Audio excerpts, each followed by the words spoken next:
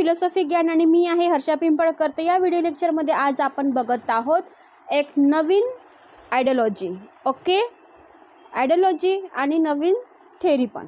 तर चला जास्त वेळ न घालवी, तर आज आपण आपल्या व्हिडिओला सुरुवात करूया, ज्याचं नाव असणार आहे स्वसुखवाद. ओके, स्वसुखवाद म्हणजे इंग्लिशमध्ये काय होणार आहे? इगोस्टिक हेडोनिझम. आता बघा, स्व म्हणजे स्वतः आणि सुख म्हणजे काय, तर हे सुखवाद म्हणजे स्वतःनी स्वतःचं ठरवलेलं सुख कुठे असणार आहे ते आलं लक्षामध्ये. आता इगो म्हटलं की तुम्हाला माहिती आहे, जर तुम्हाला जर कोणी खाल पाडून जर बोललं तर तुम्हाला काय वाटतं, तुमचं डायरेक्ट इगो इथे काय होते, हर्ट होते. एखाद्याने म्हटलं की बेटा इथे सायकल नको ठेवत जाऊ किंवा इथे गाडी नको ठेवत जा, यांनी मला असंच काऊन म्हटलं तर मी आता काय करणार, तिथंच ठेवत जाईन आहे ना. म्हणजे तुम्ही काय करता, त्याला दाखवून देता का मी किती इगो आहे म्हणून, इगोस्टिक आहे. म्हणजे स्वतःचं जेव्हा मी सुखाची जेव्हा गोष्ट करत असते तेव्हा आपल्याला इगोस्टिक हेडोनिझमची इथे आपल्याला कॉन्सेप्ट महत्त्वाची असते. आणि त्यामध्ये सांगायचं काय आहे हे आता आपण बघूया. प्रत्येक व्यक्तीने कोणतीही कृती करीत असताना स्वतःच्या सुखाचाच इथे विचार करावा, हे मत स्वसुखवादाचे प्रतिपादन करीत असते. बरोबर आहे. प्रत्येक व्यक्तीचे जे ॲक्शन करायची जे कृती असते ते स्वतःचं पहिले सुख बघतात, त्याच्यानंतर दुसऱ्यांचं. जसं तुम्ही जर पहिलीचा व्हिडिओ बघितलेला असेल सुखवादाचा, तर त्याच्यामध्ये स्वार्थ सुखवाद आणि परार्थ सुखवाद हे दोन आपण कॉन्सेप्ट सांगितलेली होती. पण त्यामध्ये आपले कांटनी जेव्हा त्यांचे सुखवादानुसार ते म्हणतात की रॅशनल तरीकेने जेव्हा आपण सुखाची जेव्हा गोष्ट करतो ते त्यांनी सगळ्यांना तिथे काय केलेलं आहे, सगळ्यांचा विचार केलेला असणार आहे. आणि म्हणूनच इथे जेव्हा इगोस्टिक हेडोनिझमची जेव्हा गोष्ट येते ते म्हणतात की प्रत्येक व्यक्तीने कोणती ना कोणती कृती करीत असताना स्वतःच्या सुखाचा इथे विचार करावा लागतो पहिल्यांदा. त्यालाच त्यांनी स्वसुखवाद म्हटलेलं असणार आहे. दुसऱ्या शब्दात सांगायचं झालं की ज्या कृतीने व्यक्तीला अधिकाधिक सुख मिळते, म्हणजेच ज्या कृतीने व्यक्तीला दुःखापेक्षा सुख अधिक परिणामात असते त्याचीच तिथे काय करतो, प्राप्त होईल, हेच तो काय करतो, आपली कृती करत असतो. आणि ती कृती नैतिकदृष्ट्या इष्ट म्हणजे गुड आहे. म्हणूनच आयुष्यात प्रत्येकाने एकाच ध्येयानुसारच कृती केली पाहिजे. आता बघा, त्याने फर्स्ट आपल्याला सांगितलेलं आहे की काय सांगितलं, स्वतःच्या सुखाचाच विचार करायचा. प्रत्येक व्यक्ती सुखाचा विचार करते.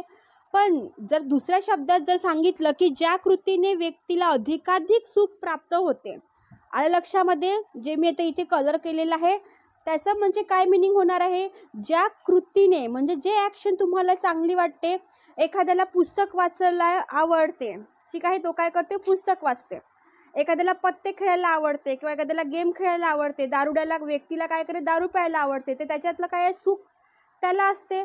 आणि त्यामुळे तो काय करतो, त्या सुखाची परिभाषा आपल्या कृतीनुसार किंवा शब्दानुसार तो काय करते, मांडण्याचा प्रयत्न करते. आणि ज्यांचं सुख ज्यामध्ये असते त्यालाच ते काय केल्याशिवाय त्याला काही त्याचं पोट भरत नाही, त्याचं मन भरत नाही. आणि म्हणूनच ते म्हणतात की ज्या व्यक्तीने किंवा त्यामध्ये कृती करायचं आहे तर ते अधिकाधिक त्याला कसं काय सुख प्राप्त होणार आहे, त्यामध्ये ते दडलेलं असते. ती कृती महत्त्वाची असते आणि त्या व्यक्तीला दुःखापेक्षा त्याचं काय सुख अधिक इथे काय असते, प्रमाणात सगळ्यात जास्त असते त्याचं प्रमाण. कारण दुःखाचे कॉन्सेप्ट कोणीच इथे ठरवू शकत नाही. तुम्ही जर म्हटलं मला 24 तास काय आहे, मी रडतं घराने सांगत असते, तर तुमचे तसेच दिवस चालते. पण तुम्ही दुःखामध्येही जेव्हा सुख बघत असता तर तुम्हाला काय वाटतं, हे दुःख खूप कमी वाटते, सुखाची काय असते परिभाषा खूप मोठी वाटत असते आणि तेच काय होते, दुःखामध्ये तुम्ही सुख बघत असता. ठीक आहे. आणि म्हणून तुमची जी कृती असली पाहिजे, ती तुमची ॲक्शन जी आहे ती कशी असली पाहिजे हेच इथे आपल्याला सांगायचं आहे. म्हणून ते म्हणतात की जी कृती आहे नैतिकदृष्ट्या इष्ट आहे. इष्ट म्हणजे काय असणार आहे, गुड आहे. लक्षामध्ये इष्टाचा अर्थ काय होते, गुड, आणि अनिष्टाचा अर्थ काय होते, बॅड. म्हणून आयुष्यात प्रत्येकाने एकाच ध्येयानुसारच कृती केली पाहिजे. आता ध्येय म्हणजे काय, तुमचं लक्ष, ठीक आहे, तुमचा काय असणार आहे, गोल काय आहे, त्या गोष्टीकडे तुम्ही लक्ष दिले पाहिजे. त्या ज्या प्रकार तुम्ही तुमच्या लक्षाकडे किंवा उद्दिष्टाकडे जर तुम्ही तुमचं पूर्ण माइंड जेव्हा डायवर्ट करणार आहे तर तुम्हाला दुःखामध्येही सुख वाटणार आहे. आणि ते जे दुःख आहे एवढं मोठं वाटण्यापेक्षा पर्वतासारखं तेही काय असणार आहे, छोटं होऊन जाणार आहे. तुम्ही त्याचंही सुख इथे उपभोगू शकता असं इथे सांगितलेलं आहे. आणि प्रत्येक माणसाने त्याचे ध्येय, त्याची कृती कशी असली पाहिजे, की सुखाचा मार्ग निवडायचा आहे की दुःखाचा मार्ग निवडायचा आहे, दुःखाला मोठं पाहायचं आहे की सुखाला मोठं बघायचं आहे, हे इथे आपल्याला सांगण्यात आलेलं असणार. लक्षामध्ये इगोइस्टिक हेडोनिझममध्ये. आणि हे जे ध्येय म्हणजे स्वतःसाठी अधिकाधिक सुख प्राप्त करून घेणे होय. आलं लक्षामध्ये की हे जे ध्येय आहे, हे जे आपलं एम आहे, हे जे आपलं लक्ष आहे, स्वतःचं सुख कसं आहे ते बघितलं पाहिजे. दुसऱ्यांचं सुखाचं काय करायचं. स्वतःचं जेव्हा पोट भरलेलं राहणार आहे, आपल्याला भूक लागते तेव्हा आपलं पोट भरेल तर ठीक आहे, त्या तुम्हाला सुख मिळेल. तुमची जेव्हा एखादी कृती तुम्हाला चांगली वाटत असेल, हॅपीनेस होत असेल, तर तुमची ती कृती काय असणार आहे, चांगली असणार. तुम्हाला त्याच्यापेक्षा पण एकदम हॅपीनेसची, ग्रेटेस्ट हॅपीनेसची इथे काय करणार आहे, तुम्हाला सर्वोच्च शिखरापर्यंत घेऊन जाते. आणि म्हणूनच म्हणतात की स्वतःसाठी अधिकाधिक सुख प्राप्त करणे हेच काय आहे, सगळ्यात महत्त्वाचं ध्येय इथे असणार आहे. असं कोण म्हणतात, आपल्याला स्वसुखवादी म्हणतात. इगोस्टिक हेडोनिझमनी सांगितलेलं असणार आहेत. ठीक आहे. पुरातन काळी याच तत्वाचा स्वीकार करून ग्रीस देशातील सिरेनाइक्स या नावाने ओळखल्या जाणाऱ्या तत्वज्ञानांनी कसा केला, त्या प्रत्येकाने वर्तमान सुखाचाच इथे विचार केलेला आहे. आणि तत्व त्यांनी कसे त्याचे स्पष्टीकरण आपण पूर्वीचं केलेले आहे. आता बघा, यांच्यामध्ये जे हे होऊन गेलेले आहे, सिरेनाइक्स यांनी काय म्हटलेलं आहे, पुरातन काळी झालेले आहे. पण ते काय म्हणतात, जेव्हा आम्ही सुखाचा इथे विचार केलेला आहे तर ते वर्तमान काळामध्येच राहून केलेलं आहे. नाही आम्ही भूतकाळाची इथे अपेक्षा केलेली नाही, आम्ही फ्युचरची इथे अपेक्षा केलेली आहे. ॲज अ प्रेझेंट माइंडने आम्ही काय केलेलं आहे, सुखाचं इथे कॉन्सेप्ट काय आहे ते सांगितलेलं आहे. ज्याप्रमाणे आपल्या चार्वाकांनी सांगितलेलं आहे, आज जर तुम्हाला तूप रोटी खायची असेल, असं तुम्हाला भूक लागली, असं तुमची जी इच्छा आहे ती तुम्ही पूर्ण करा. उद्याचा दिवस कोणी बघितलेला आहे, तुम्ही बघितला आहे, मी बघितलेला आहे, जेही लोक व्हिडिओ बघत त्यांनी बघितलेला आहे का, नाही. म्हणून आपल्याला सुखवादाची कॉन्सेप्ट आपल्या चार्वाक दर्शनामध्येही इथे मिळालेली आहे. म्हणून ते म्हणतात, जेही आहे ते प्रत्यक्ष आहे आणि जेही असणार ते वर्तमान काळामध्ये असणार आहे. असं तुम्हाला तूप रोटी खायची इच्छा झालेली आहे, तुम्ही कर्ज काढून घ्या, तुम्ही कसंही करा, पण तुमचं काय करा, मन शांत करा. उद्याचा दिवस कोणी बघितलेला नाही आहे. एकदा जर हे शरीर आपण म्हणून की पूर्ण ध्वस्त झालेलं असणार आहे, पूर्ण निर्जीव झाले, तर कोणीच इथे काही तूप रोटी तुमची इच्छा आहे ते तुमची काय जाणार, पूर्ण मेलेली असणार आहे. आलं लक्षामध्ये.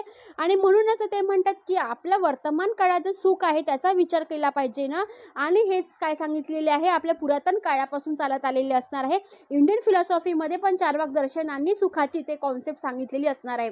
आता बघा, हे जे सुखाची कॉन्सेप्ट आहे हे नवीन नाही आहे, हे वेस्टर्न लोकांचे नाही आहे. लक्षात ठेवायचं, हे पहिले पण होऊन गेलेलं आहे. चार्वाक दर्शनामध्ये सांगितलेलं आहे. जर तुम्ही वाचलं नसेल तर तुम्ही पहिले तेही वाचा. चार्वाक आणि सुखवादाची कॉन्सेप्ट कशी सांगितलेली होती.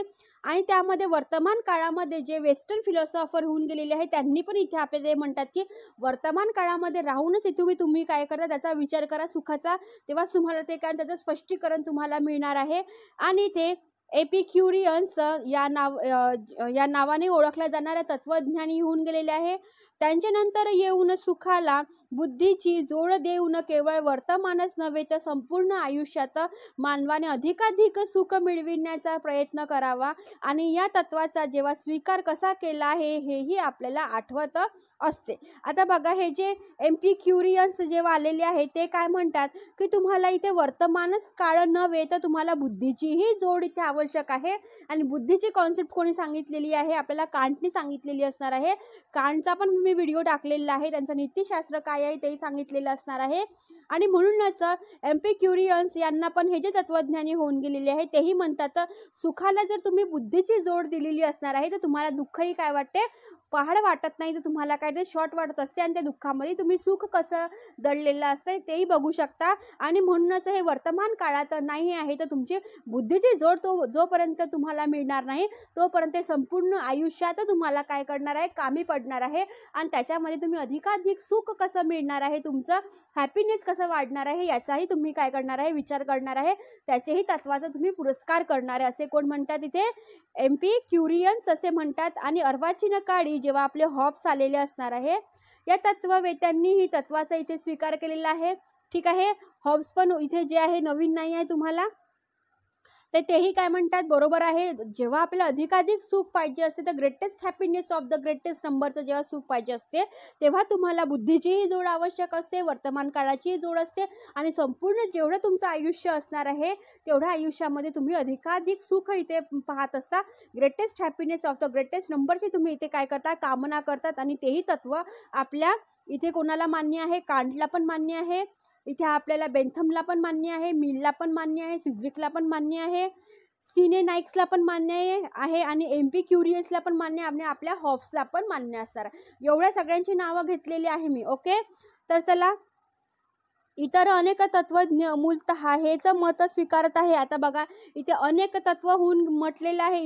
इथे अनेक तत्वांनी पण इथे तत्वज्ञांनी पण इथे विचार केलेला आहे आणि ते म्हणतात की बेंथम, पहिलेच नाव घेतलेलं आहे मी त्यांचं, आणि या तत्ववेत्यांचे मत आहे की यद्यपि प्रत्येक माणसाचे जे ध्येय इतरांचे सुख हे असावे, तरी प्रत्येकाने स्वतःच्या सुखाचा विचार केल्यास ते स्वाभाविकच ठरल्यामुळे अयोग्य ठरणार नाही. म्हणजेच बेंथमलाही स्वसुखच योग्य वाटत होते हे उघड आहे. म्हणजे बघा, बेंथम म्हणतात की आपण पहिले तर स्वतःचा सुखाचा विचार केला पाहिजे, त्याच्यानंतर लोकांचा म्हणजे परता लोकांचा सुखाचा विचार केला पाहिजे. जेव्हा आपण स्वतः सुखी राहणार, जेव्हा आपण हॅपीनेस राहणार, आपलं मन चांगलं राहणार, आपलं मन प्रसन्न राहणार, तेव्हाच आपण दुसऱ्यांचा विचार करणार आहोत. नाहीतर आपणच आपल्या दुःखामध्ये जर गोंधळ घातलेला असणार आहे तर आपल्याला हॅपीनेस कुठून मिळणार आहे? मग त्या हॅपीनेसमध्ये पण आपल्याला काय करणार, दुःख जाणवत असते. आणि म्हणूनच इथे आपले बेंथम जे आहे तेही म्हणतात की प्रत्येकाने एकतर स्वतःच्या सुखाचा विचार केला पाहिजे आणि हे स्वाभाविक पण आहे. त्यानंतर बेंथमला हेही स्वसुखच योग्य वाटत असते, हेही महत्त्वाचं असणार आहे. त्यानंतर अजून एक होऊन गेलेले तत्ववेत्ते ते आहे बटलर. बटलर म्हणतात की बटलर नावाचे जेही तत्वज्ञानी होऊन गेलेले आहे त्यांना असं आढळलं, त्यांचा जेव्हा त्यांनी अध्ययन केलं तर ते म्हणतात की मला असं आढळलेलं आहे, ते म्हणतात की परिणामाचा जेव्हा विचार न करता मूलतः जे योग्य आणि इष्ट वाटते तेच वर्तन तुम्ही केले पाहिजे ना. लक्षामध्ये, म्हणजे त्यांचं इथे मत काय आहे की परिणामाचा विचार नको करा. जसं एखादं तुम्ही कर्म केलं असेल, तुम्ही त्याची फळाची आशा नको ठेवा. भगवद्गीतेमध्ये ते सांगितलेलं आहे, तुमचं फक्त तुमच्या कर्मावरती अधिकार आहे. तुमच्या काय करणार, तुम्ही फक्त कर्म करा, त्याचे फळ तुम्हाला मिळेल नाही मिळेल हे नंतरचा प्रश्न आहे. म्हणून ते म्हणतात की तुमची जेव्हा परिणामाचा विचार जेही न करता जेही योग्य आहे, जेही गुड आहे, जेही इष्ट असणार आहे त्या वर्तनात राहून प्रत्येकाने तेच वर्तन केले पाहिजे, जेहीच कृती केली पाहिजे जे योग्य असणार आहे आणि ती काय असणार आहे, गुड असणार आहे आणि गुड विल असणार आहे. लक्षामध्ये, त्यालाच सद्गुण म्हणता येईल. ओके, सद्गुण म्हणजे काय, जे कृत्य असणार आहे, जेही वर्तन असणार आहे ते योग्य असलं पाहिजे. कोणाचंही मन न दुखवता तुमची जे कृत्य असणार आहे सगळ्यांना मान्य असली पाहिजे ना, तेच काय सद्गुण आहे. परंतु हे जरी खरे असले तरी शांत वेळी जेव्हा आपण कूल अवरमध्ये राहतो तेव्हाच आपण विचार केला असता की आपल्याला तसे आढळले की अशा कृतीमुळे स्वतःलाच इथे काय ते सुख मिळत असते. लक्षामध्ये, आपण दुसऱ्यांचा विचार नाही करता आपण स्वतःचा सुख विचार करते. जेव्हा तुमचं मन जेव्हा शांत असते, सगळे प्रश्न तुमच्या समोर असते आणि जेव्हा तुम्ही एकदम शांत अवस्थेमध्ये बसले राहता त्या सर्व क्वेश्चनचे आन्सर आपल्यालाच द्यावे लागतात आणि त्याच क्वेश्चनही आपल्यालाच राहते निर्माण होत असते आणि त्याचा आन्सरही आपणच देत असतो. म्हणून त्यांनी इथे शांत वेळ कूल अवर्स इथे सांगितलेलं असणार आहे. ठीक आहे, यावरून स्वार्थी म्हणजे इगोस्टिक अशाच मनुष्याला म्हणावे लागेल का जो स्वतःचा विचार करत आहे आणि जे कृतीच्या अनेक पर्यायापैकी असाचा पर्याय ते निवडत असतात का जो योग्य असणार आहे. आता पर्याय तर माणसामध्ये कडे तर सगळेच असतात, पण आपण कोणता मार्ग निवडतो ज्याने आपलं काय ते लक्ष साध्य झालं पाहिजे, आपलं कामही झालं पाहिजे, लोकांचं मनही दुखवलं नाही पाहिजे. म्हणजे सगळ्यांचा जेव्हा विचार करतो, आपल्याकडे पर्याय असून सुद्धा आपण जेव्हा योग्य कृती, योग्य मार्ग, इष्ट मार्ग जेव्हा निवडत असतो त्यालाच त्यांनी काय म्हटलेलं आहे, योग्य पर्याय म्हटलेला आहे.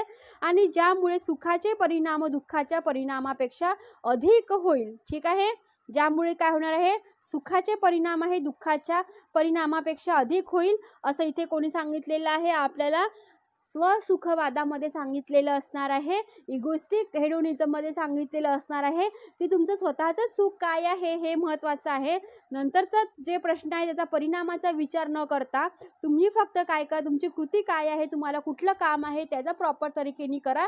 नंतर तुम्हाला काय करा, परिणामाचा विचार न करता फक्त त्या कृतीचा विचार करणं महत्त्वाचं आहे असं कोण म्हणतात इथे आपल्याला, स्वसुखवादी इथे म्हणत आहे. आणि त्यानुसार ते इगोस्टिक इथे जो कॉन्सेप्ट आहे फ्रेंड्स इथे संपलेला असणार आहे. तुम्ही प्रॉपर तरीकेने नोट्स काढा आणि तुमच्या एकदम वहीमध्ये व्यवस्थित तुम्ही नोट्स काढून घ्या. ओके, तर व्हिडिओला लाईक करा, शेअर करा, सबस्क्राईब करायला विसरू नका. Okay, bye bye.